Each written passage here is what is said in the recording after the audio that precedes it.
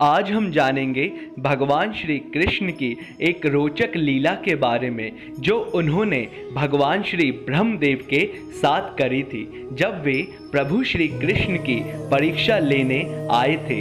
कहते हैं भगवान के गुणगान करने से सारे अमंगलों का तत्क्षण ही नाश हो जाता है। भगवान हमारी अज्ञानता के अंधकार का नाश करके ज्ञान का प्रकाश उत्पन्न कर देते हैं और हमारे सारे विकारों अर्थात ईर्ष्या, स्वार्थ, लालच, अहंकार, द्वेष, क्रोध, मोह, माया और काम, इन सब का तत्क्षण ही प्रभु नाश कर देते हैं। तो चलिए दोस्तों, भक्ति की श्री गंगा जी में गोते लगाते हैं और एक नया अद्भुत चमत्कारी ज्ञान प्राप्त करते हैं। श्री सुखदेव जी बोले, हे राजा परीक्षित, अघासुर को मारकर जब श्री कृष्ण जी दूसरे दिन श्री यमुना तट पर जलपान के लिए गए तो वहां बड़ी देर तक सबने एक साथ बैठकर अपनी अपनी खीर खाई और विविध प्रकार के खेल किए, जिससे उनकी गौए और बछड़े घास चरते चरते किसी दूसरे वन में चले गए। ग्वाल बाल हाथ में रोटी लिए खाते खाते उठ खड़े हुए इधर उधर ढूंढने लगे।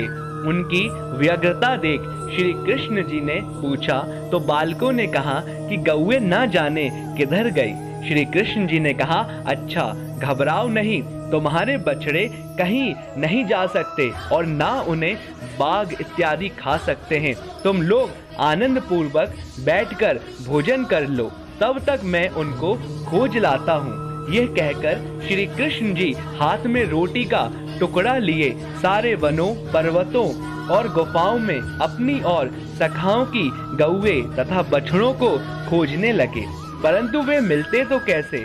उन्हें तो श्री बाल कृष्ण जी की परीक्षा के लिए आए हुए स्वयं श्री ब्रह्मा जी ने हरण कर लिया था।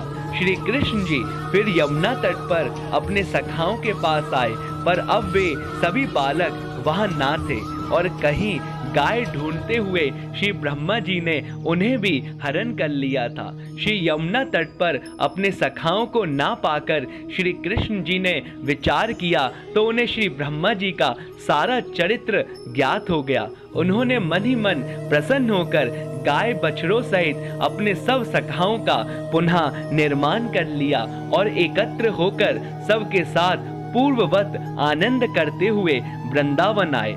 किसी ने यह ना जाना कि ये मेरे पुत्र नहीं हैं, किंतु उनकी माताएं श्री कृष्ण की मुरली का तान सुनते ही अपने पुत्रों को गोद में उठा और भी प्यार करने लगी। वन से चढ़कर आई हुई गौए अपने बछड़ों का शब्द सुनकर दौड़कर उनके पास गई और उन्हें चाट चाट कर दूध पिलाने लगी। इस प्रकार 1 वर्ष का समय व्यतीत हुआ। श्री ब्रह्मा जी ने अब तक अपनी माया नहीं हटाई।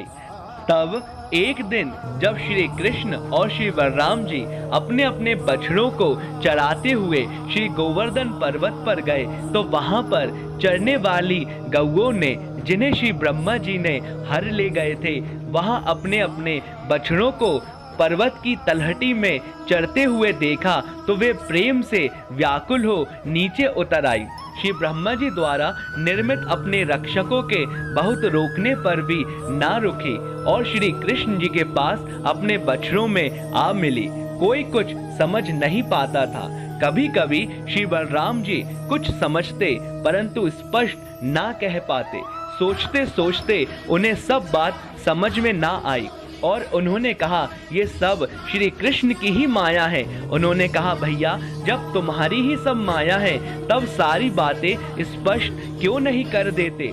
श्री कृष्ण जी ने हंसकर कहा, मेरी नहीं, ये सब श्री ब्रह्मा जी का चरित्र है। इतने ही में श्री बलराम जी क्या देखते हैं कि श्री ब्रह्मा जी द्वारा हरे गए सभी बछड़े और ग्वाल बाल एक एक करके उनके पास आ गए और नवनिर्मित बछड़े, गाय और सखागण अदृश्य हो गए। साथ ही किसी को कुछ ज्ञान भी ना हुआ। श्री ब्रह्मा जी ने कहा, मेरी शक्ति कुछ नहीं है, भगवान श्री कृष्ण ही सब कुछ हैं। मैं उन्हें मोह नहीं सकता, किंतु उन्होंने ही मुझे मोहित कर दिया। श्री ब्रह्मा जी ने देखा अब एक श्री कृष्ण ही नहीं, वहाँ जितने भी गोप ग्वाल और गौ बछड़े थे सभी शंख चक्र गदा पद्म भूषित चतुर्भुज रूप थे।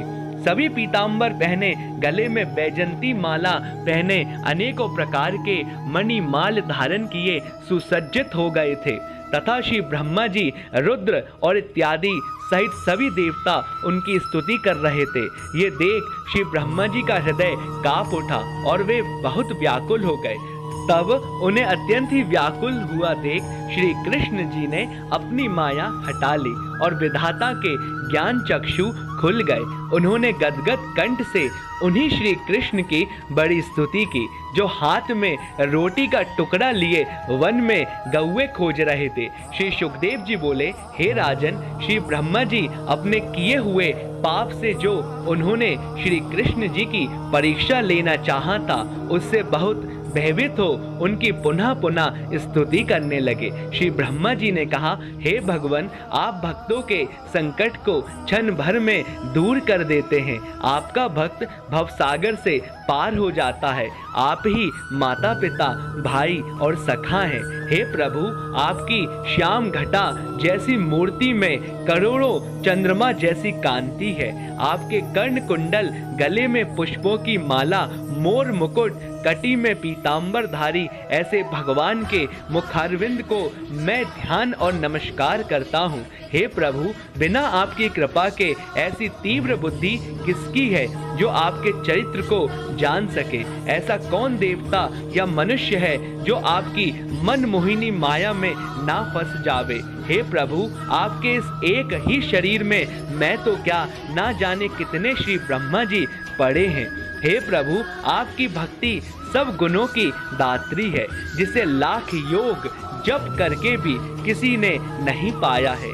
और तब थककर आपकी ही सहज शक्ति को ही अपना लिया है। हे ईश्वर, आपके सगुण निर्गुण रूप को कोई यथार्थ में समझ नहीं पाता। केवल भक्ति ही इसका एक मार्ग है, जिसके द्वारा सत्संग में जाने पर आपकी अनूठी कथा सुनने को मिल जाती है। हे जगदीश्वर, मैं बड़ा मूर्ख हूँ जो मैंने आप जैसे मायावी गुरुओं की परीक्षा लेने की चेष्टा की। अतः मुझे अपना दास समझकर मेरे अपराध क्षमा कीजिए, क्योंकि आपकी महिमा अपार है। हे भगवान, आप श्री ब्रह्मा जी रूप हैं। मैं आपके समक्ष क्या अभिमान करूंगा? आप जगत के जन्मदाता और पालक हैं। हे जगदीश, आपने ही अपनी माता को मुंह में त्रिलोकी का दिव्य दर्शन कराया था। हे प्रभु, आप त्रिदेव रूप श्री ब्रह्मा जी, श्री विष्णु जी और श्री महादेव हैं। आप अजन्मा होते हुए भी भक्तों के दुख से दुखी होकर जन्म लेते हैं। अतः अब मेरे अपराधों को क्षमा कर मुझे निज आश्रम जाने की आज्ञा दीजिए। यह कहकर श्री ब्रह्मा जी ने भगवान श्री कृष्ण को प्रणाम किया। साथ ही मायावश लुप्त किए ग्वाल बाल और बचे कुचे गाय बछड़ों को भी उन्होंने लाकर प्रकट कर दिया। तब श्री ब्रह्मा जी के ऐसे दीन वचन सुनकर भगवान श्री कृष्ण ने ही उन्हें जाने की आज्ञा दी और स्वयं ग्वाल बालों के साथ बैठकर भोजन करने लगे। फिर सायंकाल होते देख सबको साथ लेकर आए। श्री सुखदेव जी ने कहा, हे राजन, सारा संसार श्री कृष्णमय है। जिधर देखो उधर ही उनकी झलक दिखाई पड़ती है। सगुण रूप से वही माता यशोदा जी के पुत्र हैं और निर्गुण से सारे जगत के जन्मदाता हैं। ऐसा समझकर जो प्राणी उनके पवित्र चरणों में अपने को सर्वतो भाव से अर्पण कर देता है, वह यदि अधम भी हो तो मुक्ति लाभ प्राप्त करता है। उसे आवागमन के दुख फिर नहीं होते। हे राजेंद्र, श्री कृष्ण जी की शरण में गया हुआ जीव कृतार्थ हो जाता है और उसके निकट माया भूल कर भी नहीं जाती।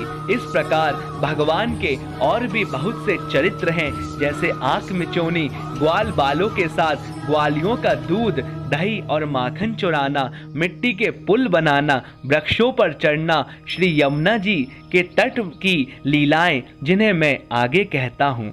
आज हमने भगवान श्री कृष्ण की एक प्रमुख लीला का वर्णन किया, जिसके सुनने मात्र से हम सभी का कल्याण ही होगा। इस प्यारी सी वीडियो का देखने के लिए आपका तहे दिल से धन्यवाद। नॉलेज गिव्स यू पीस ऐसी वीडियो लाते रहेगा।